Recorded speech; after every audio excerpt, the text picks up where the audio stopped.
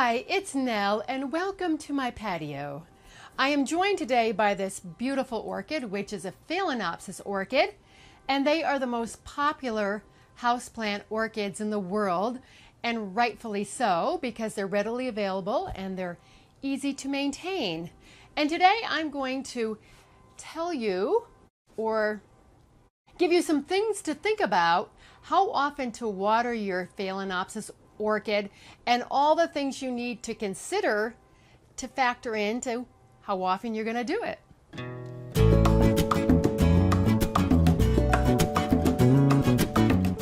I'm going to touch briefly on these points, I hope, but there will be a lot more information in the blog post that goes along with this. As usual, the link will be down below, and I've also done other posts on Phalaenopsis orchids. I will leave the one on how often or how I water my Phalaenopsis orchids down below, and also how to care for your Phalaenopsis orchids. So there'll be some more information for you. And this, what I'm going to tell you is to keep your orchid looking good, healthy, blooming for the long haul. If you're just going to have it for the few months it's blooming, you may not need to know all this. But this is if you want to keep it as a long-lasting houseplant, which I do. Now, I wish I could tell you exactly how often to do it, but as I said, there are a lot of factors that go into it. For instance, I used to water my orchids in Santa Barbara every 7 to 14 days, usually more every 12 to 14 days, but that's because I was near the ocean. You know, it's a very temperate climate. I'm in the desert now in Tucson, Arizona, and I usually water my Phalaenopsis every 5 days in the warmer months, and then like every 7 to 9 days when it is not so warm. Sometimes not as often as that, but that's a rough estimate of how I do it now. So for you, it will be different. I'm going to give you these things to think about, and then you can make your own decision. And also I'm going to tell you 3 important things at the end. Okay, so first of all, orchids are epiphytes, which means they grow on other plants and rocks, and they don't grow in soil. So they need to drain really, really well. You want to not have your orchids sit in standing water at all. If it's really dry, you can water it and you can leave it in a tub or in the sink in some water for like 10 minutes or so. I do that if mine are really, really wet. But what I usually do is I take mine to the sink, and I'm pretending this is a sink, and I just let the water go through. And that is what you want. Now you can have a tray with pebbles and have the orchid sit on top of that with some water for some extra humidity. That's fine, but that's how you do it. And if it is in a decorative pot like this one, which this orchid was in, oops, this has no drain hole. So I take it out of the pot to water it, because that's going to prevent that from happening. Oops. And then oftentimes too, when I water my orchids, I just put some water over them for a little extra added moisture, but I never mist or I never wet the flowers.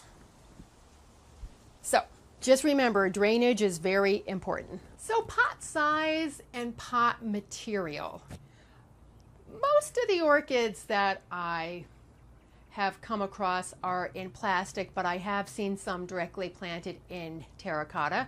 Terracotta is porous, so that means it'll dry out faster, and the ones in plastic will dry out a little bit slower than the ones in terracotta, which will dry out a little bit faster. And of course, pot size. This is my darling orchid. These are 2 orchids, the only 2 ones that I brought from Santa Barbara. And this one is putting out some new growth there. And this one obviously is in a 2-inch pot, it looks like. I don't know if it's 2 or 3. but I water this one more often than I water this 6-inch one here. And this one has bloomed 3 times since I've been here. I've been here 14 months now, and it's putting out this foliage growth at the top, which I haven't ever had an orchid do, so I am excited about that. It's like a whole new plant appearing, and there's some flowers coming along the way. All right, so I've got the pretty orchid back, or the one that's in flower. Oh, I got this one the other day at Trader Joe's, and I've never bought an orchid at Trader Joe's. I always bought them at the San Francisco Flower Market when I was in the business, or directly from the growers in Santa Barbara. So I was pleased to find an orchid that was so nice. Of course I had to dig through a lot of them to find it. But they do have some nice orchids. But the next thing is planting medium. This one is planted in bark. The other 2 are planted in bark too. Some of the growers will plant in moss. I think that the bark mulch is much easier for me to, or the bark is easier, not bark mulch. The orchid bark is much easier for me to control the water because it goes through. Whereas the moss, it can stay really wet. So as a general rule, you water orchids in moss less often than you do in bark, which makes sense because the moss is going to hold more moisture. And some growers, I've seen them planted in a combination of moss and bark. So with the bark, you will water more often than the combination or just the moss. And while we're on the pot and materials subject, I just want to point something out. I really like these. I really like orchids planted in clear plastic because I can see the roots, and you can see how nice and plump those roots are. They don't look dried out at all. They're green because the ones at the top, because they are epiphytes, they will grow those roots out of the top. That's how they cling onto what they're growing onto. Those will look dry, but then down below they will be nice and moist. So this is just something I prefer. And another thing that goes along with this too is if you have it top dressed with anything, like if you have it top dressed with moss to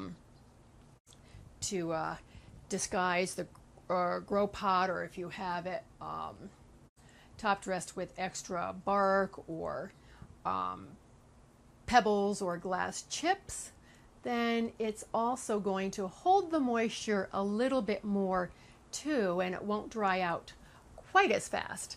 I do not top dress my orchids because they are epiphytes.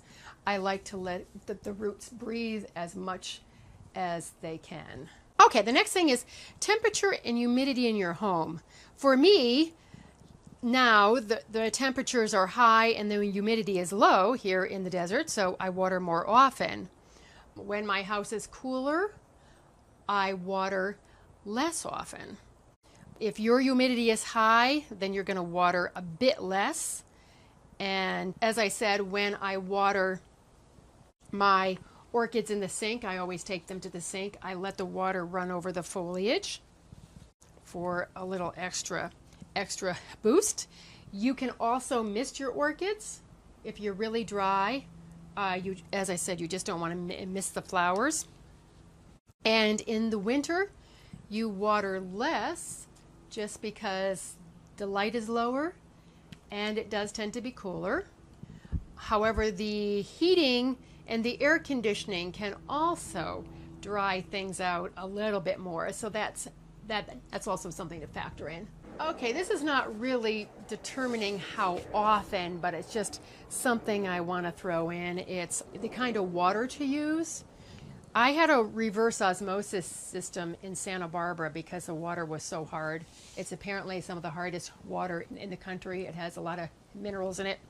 So that's what I would use. I use tap water and it's fine. And you might be able to use tap water, but if your water is really hard, if it has a lot of minerals and salts in it, then you might want to consider using purified water or distilled water. And something that kind of goes along with this is Orchids do like to be fertilized. They are one plant that I do fertilize, as you know.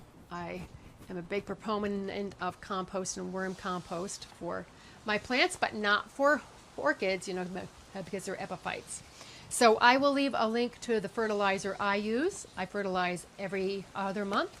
I will leave that in the blog post for you.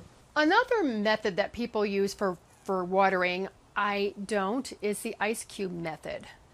And I will leave the amounts that I have read about in the blog post. But the principle behind it is you just put an ice cube or ice cubes in, and it goes in really, really slowly, and it prevents overwatering. For me, I prevent overwatering by taking it to the sink and just, you know, I'm letting it drain out, and then I look at the roots to see how they look before I water again. So to me, the IceCube method just doesn't make all that much sense. I mean, it does make sense, but I just don't do it because these are tropical orchids, and to have a freezing cold ice cube on top of them is like, so that's why I don't do it. But if you do it and it's successful for you, right on. And when my orchids are not in bloom, I put them in my laundry room that has a skylight. It's nice and bright, and that way they can come back into bloom, and then when they have their flowers, the first flowers showing, I bring them back out into the house, into a different room in the house. Okay, so those three important things to consider are your environmental situation. This is going to determine how often, as I said, how bright your house is, how warm your house is, what the humidity is like in your house. These are all factors you need to take into account. And number two is to not use water that is too high in salt or minerals, because it will eventually burn the plant. Burn the roots, and then it'll show in, you know, the foliage, and you won't get flowering that is as successful. And the third thing, and I learned this from the grower who I aligned with when I was in Santa Barbara, and that is that people tend to overwater their orchids as opposed to underwatering. And orchids are not what you would call drought tolerant, but they're fairly so. They like to be on the drier side rather than soaking wet. So be sure to not overwater your orchid by doing it too frequently or by letting it sit in water. And as I said, I love those clear pots because I can see the roots. So I hope you give one of these beautiful orchids a try, because they really are easy to maintain. I will leave the links to those blog posts down below, and I'll also leave the link to our orchid category on our blog so you can check out the posts and videos, so you'll have a lot to look at there. And as always, I thank you for all your likes and your comments and your subscribes. I really appreciate them. And next up is propagating a Sansevieria from a whole leaf, a whole big tall leaf. How to do that. And then I have aloe vera, a couple aloe vera videos to come up, because I know you love aloe vera. And it's going to be growing aloe vera indoors, and also removing aloe vera pups from the mother and planting them, because it's time. My pups are getting big in that pot.